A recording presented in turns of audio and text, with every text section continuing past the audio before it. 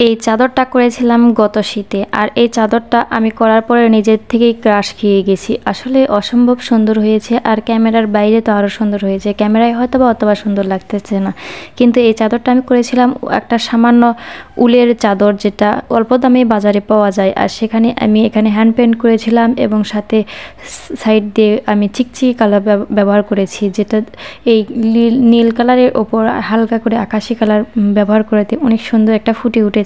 আর সত্যি অসুন্দর লাগছে, এত সুন্দর লাগছে যেটা আমি বলে বোঝাতে পারবো না। একটা সাধারণ একটা চাদরকে এরকম হ্যান্ড পেন্টিং করে এত সুন্দর রূপ দেওয়া যায়।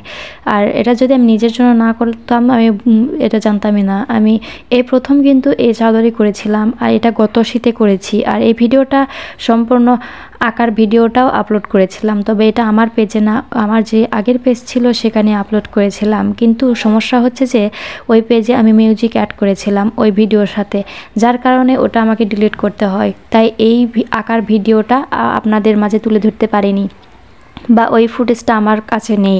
যদি আপনাদের ভালো লাগে এই আঁকারটা, তাহলে অবশ্যই কিন্তু একদিন এটার ভিডিও নিয়ে আসবো ইনশাল্লাহ, আরেকটা চাদরে করে। যদি আপনাদের ভালো লাগে সেটা কিন্তু অবশ্যই কমেন্টের মাধ্যমে জানাবেন, তাহলে কিন্তু আমি ওই ভিডিওটা খুব তাড়াতাড়ি নিয়ে আসব। কারণ যত কমেন্ট হয়, আমার ভিডিওগুলো মানুষ দেখে, তত কিন্তু আগ্রহ বাড়ে কাজের প্রতি। তাই বলতেছি, যদি আপনারা এই ভিডিওটা দেখতে চান, আঁকার কীভাবে যে উলের শালে এরকম পেন্টিং করতে হয়, এরকম ভিডিও দেখতে চান, অবশ্যই কিন্তু কমেন্টের মাধ্যমে জানিয়ে দিবেন, তাহলে আমি আপনাদের জন্য আঁকার একটা ভিডিও তৈরি করে দিব। এটা আমি নিজের জন্য বানাইছিলাম প্রথমত, কিন্তু এটা এত সুন্দর হয়েছে যে আমার হাজবেন্ড আমাকে আর পরতেই দেয় না। তার এটা পছন্দ হয়েছে এবং সেটা নেবে, বলেছে তুমি আরেকটা নতুন করে বানাও, কিন্তু এটা আমাকে দিয়ে দাও। আর এই কুয়াশায়, এই ঠান্ডার মধ্যে তো চাদর না হলে চলেই না।